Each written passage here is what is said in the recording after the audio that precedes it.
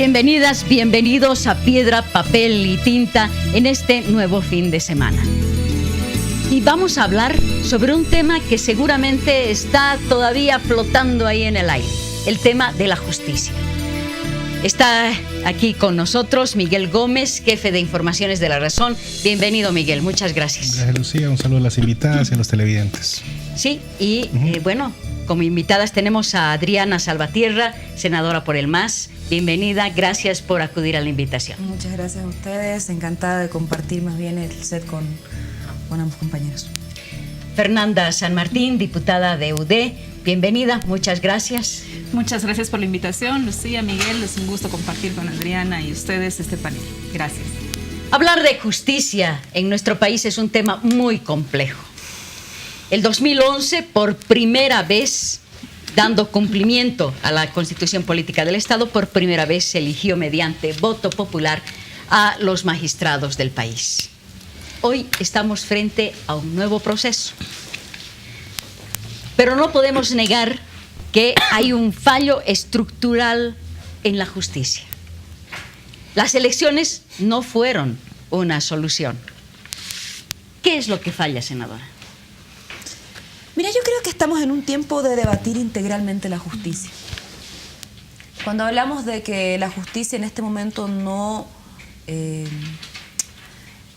alcanza para completar las expectativas que tiene la ciudadanía de acceso a una justicia pronta, oportuna, transparente, equitativa, justa. No solamente es un tema de las altas autoridades del órgano judicial, que evidentemente es un elemento sin lugar a dudas muy importante dentro de la requerida transformación y revolución dentro de la justicia. Ahora, en este tiempo, por ejemplo, estamos discutiendo el Código del Sistema Penal. El año pasado, en el mes de junio, hubo una cumbre de justicia que no solamente abordó los formatos o la necesidad de realizar ajustes, cambios en los mecanismos de elección de las autoridades del órgano judicial. Incluso hubieron voces que planteaban retirar la posibilidad del voto popular para elegir a las altas autoridades del órgano judicial. Pero creo que estamos en un tiempo de discusión y eso hace que sea muy enriquecedor, porque debatís no solamente las altas autoridades del órgano judicial, la necesidad de transformar la justicia, debatís el Código Penal, estás en un proceso de intentar implementar los resultados de la cumbre, que más allá de todo eso también veía, por ejemplo, los regímenes disciplinarios para los administradores de justicia. Entonces creo que amerita este tiempo realmente sentarse a discutir como Estado, entre oficialismo, oposición, los mismos miembros del órgano judicial, cómo encarar junto a la ciudadanía una transformación estructural del órgano judicial. Y sin duda alguna las elecciones de autoridades del órgano judicial juegan un rol muy importante. Un datito, y lo decía por ejemplo en la Asamblea, Bolivia es el único país en el mundo y en realidad el primero en la historia en el que se eligen a las autoridades del órgano judicial.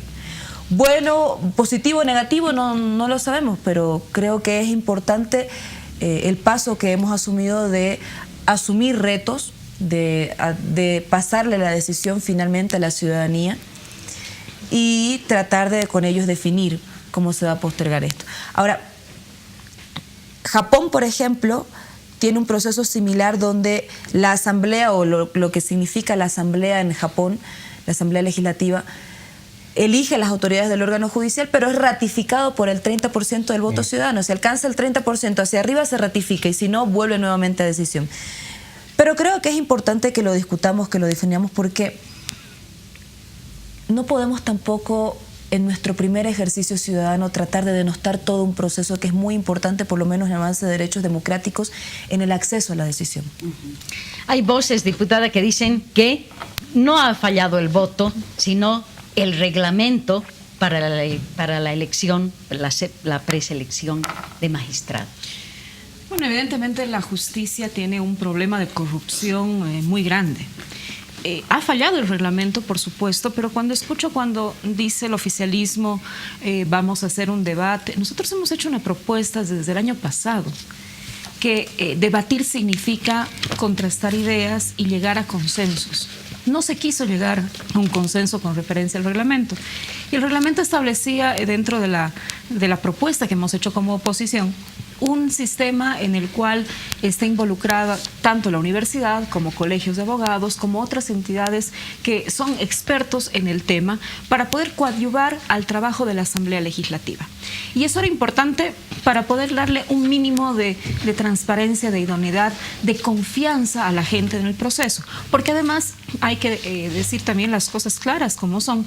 Quien termina eligiendo más allá del reglamento son los 2/3 del movimiento al socialismo dentro de la Asamblea Legislativa. Por lo tanto, también con el mejor reglamento del mundo, no nos olvidemos que también termina definiendo esa mayoría de 2/3. Yo creo que hay un problema de fondo.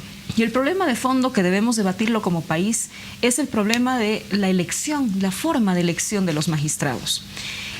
Evidentemente, el 2011 ha fracasado el proceso, ha habido un voto nulo mayoritario y un mensaje de la ciudadanía, porque un voto nulo tiene que significar algo y tiene que interpretarse como un mensaje de la población que está haciendo uso del derecho que tiene de votar nulo, pero con una expresión de rechazo absoluto a la forma en la que han sido electos los magistrados, a la forma en la que se ha manoseado las candidaturas de los magistrados el 2011. ¿Qué ocurre? Que la gente ha perdido la confianza en el proceso de selección, ha perdido la confianza en el movimiento del socialismo, y ese es el gran mensaje político de la gente. ¿Por qué no se ha presentado tanta gente, suficientes mujeres, suficientes hombres para los puestos de magistrados? En cualquier parte del mundo se estarían todos desesperados presentando sus currículums, queriendo ser parte de un órgano judicial. Pero un órgano judicial que está tan denostado, que además se pone en entredicho la confianza que tiene la ciudadanía, por supuesto, no solamente en el proceso, sino en el ejercicio mismo de las funciones de magistrado. Y para eso es solamente recordar lo que ha ocurrido con los magistrados, por ejemplo, Cusi, Chanés y varios que han sido defenestrados por no haber obedecido ciertas consignas políticas que venían desde el gobierno, que lo han dicho ellos de esa manera. Por lo tanto, ¿cómo va a pretender el movimiento del socialismo, el gobierno, que vaya a presentarse gente si no se confía en la base misma del procedimiento? Y ahí creo que debemos realmente debatir y preguntarnos, ¿será que la elección de magistrados es la mejor manera? Lo decían ya dos grandes juristas, Baltasar Garzón y Zaffaroni, que han estado tanto para la Cumbre de Justicia como para varios actos del Ministerio de Justicia, que decían, es una locura el voto popular de los magistrados tal cual como está planteado ahora. Senadora Salvatierra, en este momento el hecho es de que hay una declaratoria es cierto, a la convocatoria que está desierta en 2 tribunales, el Supremo y el Constitucional. Y desde el punto de vista crítico, ¿cuáles son algunas fallas que pueden haber habido en el reglamento de algunas camisas de fuerza que hayan llevado este tema? Mira, creo que uno de los principales elementos, y para nosotros más que una falla, fue una aspiración muy alta. Es muy difícil, por ejemplo, encontrar mujeres constitucionalistas en Pando, mujeres constitucionalistas en Beni. Es muy difícil. Porque nosotros tenemos una histórica brecha de desigualdad que se ha pronunciado de una forma mayor en departamentos que no tenían tanto contacto, por ejemplo, con sede de gobierno o capital, donde usualmente estaban las principales casas de estudio. De hecho, en general, a nivel nacional, vos contás con una alta brecha de desigualdad, no solamente de género, sino también de personas con autoidentificación, y eso no lo podemos negar. Nosotros planteamos un reglamento que establezca 2 mujeres y 2 varones por departamento. 492 postulantes no es un dato menor. De hecho, tuvimos un número similar para los postulantes al órgano electoral. Y no podrían argumentar que hay una falta de credibilidad cuando 492 abogados del país se presentaron. No estamos hablando de otras ramas de las licenciaturas, estamos hablando específicamente de la rama del derecho. Y 492 postulantes no es una cifra menor. Son 87 menos que Yo 2011. no le interrumpí, diputada. No, le digo para complementar. En su momento complementará. ¿Qué es lo que sugirió la oposición? Y aquí tengo la propuesta de la oposición firmada por el jefe de bancada, el senador Edwin Rodríguez. Propusieron efectivamente un consejo académico de calificación y evaluación meritocrática, compuesto, y aquí miren, cuál es la falta de conocimiento dentro de la oposición, compuesto por 4 representantes del CV, donde ya están incorporadas las universidades privadas. Está incorporada la Católica, está incorporada la EMI, que son universidades privadas. Dos universidades privadas más con representantes, 4 representantes del Colegio Nacional de Abogados. Esto es un sector corporativizado, un sector que tiene intereses representados, porque son abogados los que se presentan a esas instancias. Como yo, si tengo intereses representados como institución, voy a ser juez y parte. O sea, resulta que los colegios de abogados que tienen intereses representados van a calificar a las altas autoridades del órgano judicial. Y creemos nosotros que eso era un error. Además de que le transfería la atribución de la Asamblea Legislativa a otra instancia. Hablaron de que había falta de credibilidad. Claro, en la propuesta de reglamento que planteó la oposición, y acá también la tengo, en los requisitos comunes, pedía 10 años de militancia, o sea, 10 años de no militancia en ningún partido. ¿Por qué 10 años de no militancia en ningún partido? Porque resulta que estaban contentos con estos titulares, magistrados elegidos, todos están contentos. ¿Quiénes estaban contentos? ADN y MNR, que tienen hoy día representantes en su bancada. 10 años hacia atrás. ADN y MIR y UCS se reparten la Suprema. Su jefe de partido, de la diputada, Samuel Doria Medina, enfrascado en una discusión con el presidente de la Comisión de Constitución en ese momento que estaba viendo las elecciones de la Suprema. O este titular, oficialistas eligen bajo el estigma del cuoteo. Y nosotros no vamos a volver a esos tiempos. Un reglamento tan minuciosamente trabajado ha sido efectivamente y lo decía desde un principio, una vara muy alta para nosotros en intentar garantizar representación de mujeres. Pero si aceptamos, tal cual solicitó la oposición, la declaratoria desierta de 2 instancias, no de todo el proceso, porque son las 2 instancias que tuvieron conflicto, si aceptamos la declaratoria desierta fue para volver a iniciar este proceso y garantizar la paridad, garantizar la autoidentificación, que finalmente son principios a los que tenemos conciencia de que no debemos renunciar. En su momento propusimos evidentemente que la meritocracia sea la línea rectora de todo el proceso. Pero si los principios están constitucionalizados, hemos reflexionado al respecto y no tenemos por qué renunciar a eso. ¿Fracaso o vara muy alta del reglamento? A ver, primero unos apuntes, unas precisiones. Aproximadamente son 80 personas menos que el 2011 que se han presentado para estas elecciones. Y de hecho habían mayor cantidad de cargos a postularse porque la circunscripción en el caso del Tribunal Constitucional y del Tribunal Supremo de Justicia son departamentales. Primer apunte. Segundo, una aclaración, Samuel Doria Medina no es mi jefe de partido, es Rubén Costas del Movimiento Demócrata Social. Solamente para puntualizar. Y aquí no ha sido una petición de la oposición que ustedes han accedido. La aplicación del reglamento ha sido lo que ustedes han realizado con el artículo 22 y el artículo 25 del reglamento que estaba vigente para este proceso, el cual decía que se tenía que declarar desierta en los departamentos en los cuales no se habría alcanzado a la cuota de género o de identificación indígena, la de plurinacionalidad. Entonces es una aplicación de lo que ustedes mismos han realizado como reglamento, nada más que eso. Yo no soy parte del pasado, no tengo ni por qué estar ni defendiendo ni acusando a nadie, pero a mí me gusta la coherencia, y cuando se habla de ADN y las cuotas y demás que están dentro de la bancada, etcétera, parece que se olvidan que Félix Cárdenas, que es el viceministro de Descolonización, ha sido candidato del MIR. Parece que se olvida también el movimiento al socialismo, que el señor ministro Siles ha sido candidato de UCS. Paréntesis para volver a lo importante, pero para no dejarlo así suelto. Creo que es importante entender que el movimiento al socialismo quiso flexibilizar primero una de las banderas que ha tenido, una bandera política de la plurinacionalidad, con tal de buscar un interés. Y hablaba la senadora de intereses, de instituciones. Yo le voy a hablar de intereses de partidos políticos, y en este caso del oficialismo, que tiene un interés mayor y un objetivo mayor en todo esto, que es la reelección del presidente Evo Morales.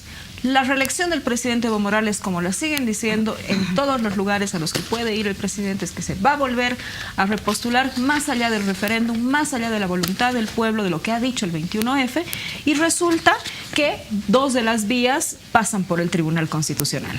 Por lo tanto, la importancia fundamental del control político del Tribunal Constitucional en este instante es de supervivencia política. Ha hablado sobre meritocracia y bueno, se ha priorizado tal vez la meritocracia en el tema profesional, de título académico, y no el de la solvencia moral. Mire, a ver, creo que la meritocracia no es solamente una cuestión de méritos específicamente académicos.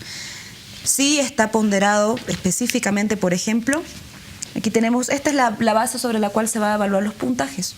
40 puntos que se van a calificar junto al sistema universitario, donde se califica formación académica, experiencia profesional, producción intelectual, y de los 40 puntos, 2 puntitos si hubiera sido autoridad indígena, originaria o campesina en alguna comunidad. ¿Cómo nosotros hemos garantizado, vamos a garantizar términos éticos dentro del reglamento? El reglamento que hasta el momento estaba vigente, bueno, está vigente, prevé en el artículo 4, no tener sentencia condenatoria ejecutoria en materia penal pendiente de cumplimiento, y eso se demuestra a partir del REJAP, que es un principio constitucional. No tener pliego de cargo ejecutoriado en solvencia fiscal, no le deban al Estado. Y en la fase incluso de verificación de requisitos, y a la diputada le consta que era parte de nuestra comisión, se aprobó por unanimidad que aquellos postulantes que tengan deudas con el Estado inmediatamente serían retirados. Tercer elemento, no tener militancia en una organización política en los últimos 5 años. Y también les consta que de acuerdo a los informes que llegaron del Tribunal Supremo Electoral, hubieron 2 o 3 casos que tenían militancia y fueron retirados. De la misma forma, no tener procesos de violencia intrafamiliar, y esto se certifica a través del CIPACE, y no tener procesos penales de acción pública con imputación formal. Eso también te garantiza que las personas que entren al órgano judicial no sean personas manchadas en su ética porque les hubieran seguido procesos penales. Después de eso, además, el no haber sido destituido del Consejo de la Magistratura o sancionado por faltas graves o gravísimas. No haber patrocinado personas que hubieran entregado los recursos naturales, no haber patrocinado personas que hubieran, salvo si son defensa pública, que hubieran patrocinado personas involucradas en casos de narcotráfico, personas que hubieran participado en gobiernos dictatoriales o empresas con quiebra declarada fraudulenta. Después de eso, hay una etapa de impugnaciones. ¿Qué nos pasó en el Defensor del Pueblo? Hubo un postulante que tenía incluso una asociación de víctimas e inmediatamente fue apartado del proceso. Casos como eso, por lo menos, abren una etapa para que la ciudadanía presente observaciones sobre los candidatos y garanticen que estos candidatos no tengan una sola mancha ética en su currículum. Además de que el proceso prevé por lo menos 4 publicaciones dentro del cierre de cada una de las etapas, donde la ciudadanía va a poder conocer cómo van quedando las listas. Y cuando pasemos a definir en la Asamblea Legislativa Plurinacional, se publicará la lista en 3 medios de circulación nacional, pero además con los puntajes, para que nadie venga a decir y nadie venga a inventar el cuento de que estamos preseleccionando a nuestro antojo. Serán quienes, y de conocimiento público, serán las calificaciones que adquieran los postulantes, y sobre la base de eso juzgarán las acciones de la Asamblea. Una precisión, sí fue el senador Rodríguez el que solicitó, y está aquí el memorial donde dice: en virtud del artículo 22 y 25, solicito a su autoridad declarar desierta la convocatoria para 2 instancias. De hecho, fue la carta del senador Rodríguez la que convocó a asamblea, porque nosotros habíamos elaborado un informe donde efectivamente decíamos: no teníamos 2 mujeres constitucionalistas mínimo en Pando, no teníamos 2 mujeres constitucionalistas en el Beni, y faltaron 2 varones en Tarija. Departamentos como Santa Cruz, Chuquisaca, Cochabamba, si no me equivoco, están con cifras altas de participación de hombres y mujeres y personas con autoidentificación. Fueron estos departamentos los que nos trajeron conflicto. Y sí fue la carta del senador Edwin Rodríguez para que tengan conocimiento. Pero ahí me pregunto, entonces, si no hubiera sido la carta, ustedes no aplicaban su reglamento y se pasaban la ley y la flexibilizaban, la cuota de género y de plurinacionalidad. porque han dicho que iban a flexibilizar el tema de género. Por cierto, que es un derecho ya constitucional, una lucha de mujeres, no de ahora, sino desde hace muchos años atrás, desde antes de los años 40, que no es el movimiento del socialismo el dueño de la lucha de las mujeres. Y estaban dispuestos a flexibilizar un precepto constitucional con tal de poder salvar las elecciones judiciales. Yo me imagino que debe ser muy complicado el tener que defender un tema de flexibilización del tema de equidad de género, siendo además mujeres. Y yo realmente veo el tema de la convocatoria, y además me preocupa ahora de sobremanera que no solo, bueno, ahora sí se está garantizando el 50% de mujeres de equidad de género. Sin embargo, el tema de plurinacionalidad ya no es el requisito del 25%.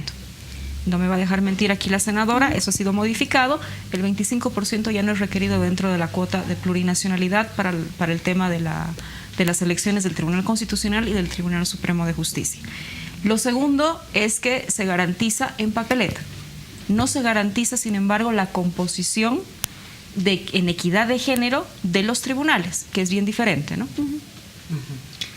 ¿Qué pasa si no se va a cumplir con los cupos correspondientes? El 3 de diciembre son las elecciones. A ver, efectivamente se cumple con la paridad en términos globales. Esto hay que analizarlo incluso en términos sociológicos. Las naciones aymaras y quechuas son las dos naciones más grandes del país. De las 36 naciones que existen en el país, 2 son las más grandes. Las otras 34 están divididas en el oriente boliviano básicamente y el norte del departamento de La Paz, una partecita de Cochabamba, que no han alcanzado, incluso en términos de autoidentificación, que no tienen tan alto nivel poblacional como las otras 2 naciones preponderantes en este país. Conseguirme 2 constitucionalistas chiquitanos es dificilísimo. Conseguirme en Pando un constitucionalista indígena de los 5 o 7 pueblos que puedan haber en Pando. En Santa Cruz son 5. De los 5 probablemente podás conseguir un constitucionalista guaraní autoidentificado, que de verdad sea guaraní, porque tenemos desarrollos históricos diferentes de nuestras naciones. Y esto no es justificar. Repito, nos pusimos una vara súper alta y nos complicamos probablemente, pero nuestro compromiso desde un principio siempre fue no sacrificar los otros 2 principios, sino garantizar la meritocracia. Y no me van a dejar mentir, lo dijimos en todos los medios de comunicación. Ahora, si bien no está el 25%, tenemos el deber de generar condiciones de inclusión. Probablemente no existe ese problema, incluso cuando vos ves la representación de la Asamblea Legislativa Plurinacional, no existe tanto problema en las 2 naciones más grandes como quechua y aymara en la representación directa vía circunscripciones. Pero en el oriente boliviano, vos tenés que garantizar la representación vía candidaturas plurinominales en franjas de seguridad, porque si no, no tienen representación, porque son pueblos con una población muy pequeña, naciones con una población muy pequeña, y evidentemente con mayores dificultades en el acceso a la educación. Tenemos nada más que 2 minutos. Ya, solamente para terminar. Sí. A ver, no hemos dicho en ningún momento que vamos a sacrificar los principios, y sabemos que las banderas de la equidad de género no se construyeron con este gobierno, pero no fue ni con Tuto, ni con Samuel, ni con Rubén, ni con ningún otro presidente en la historia que se hubiera materializado si no hubiera sido por Evo Morales. Y eso es decisión política. Si no, miren el resto de los países en América Latina, ¿en qué otra asamblea hay el 51% de mujeres? Diputada, si no se cumplen los cupos, ¿qué va a pasar? Bueno, el reglamento decía que se declaraba desierta.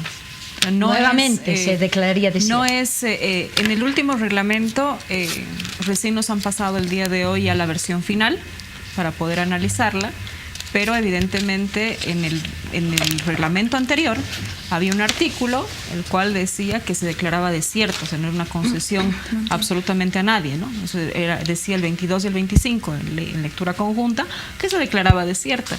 Entonces, yo no sé si efectivamente hay tan pocas mujeres que tengan la formación constitucional.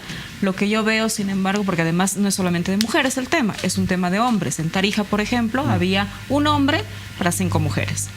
Entonces también hay una cantidad inmensa de hombres que seguramente tienen la formación constitucional.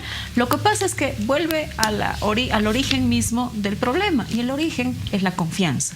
Es la confianza en un proceso que no la tienen, es la confianza en un movimiento al socialismo que cada día se destapa una olla de corrupción, YPFB, Fondo Indígena, ahora es el Canal 7, en fin, una serie de cosas que por supuesto determinan la confianza en quien está llevando a cabo el procedimiento. Entonces, porque nosotros fiscalizamos. ¿Podría volverse a declarar desiertas las elecciones? Las autoridades del órgano judicial fenecen en su mandato la primera semana de enero y garantizaremos que existan elecciones transparentes, meritocráticas y nuevas autoridades la primera semana de enero del 2018. Muchísimas gracias, muy amables, gracias por haber acudido a esta invitación. Bueno, les invitamos a continuar dentro de un momentito. Después de esta pequeña pausa que vamos a hacer, estará Claudia Benavente en una mesa con periodistas. Estarán Fernando Molina y Juan Carlos Arana analizando la situación de estos días en la noticia.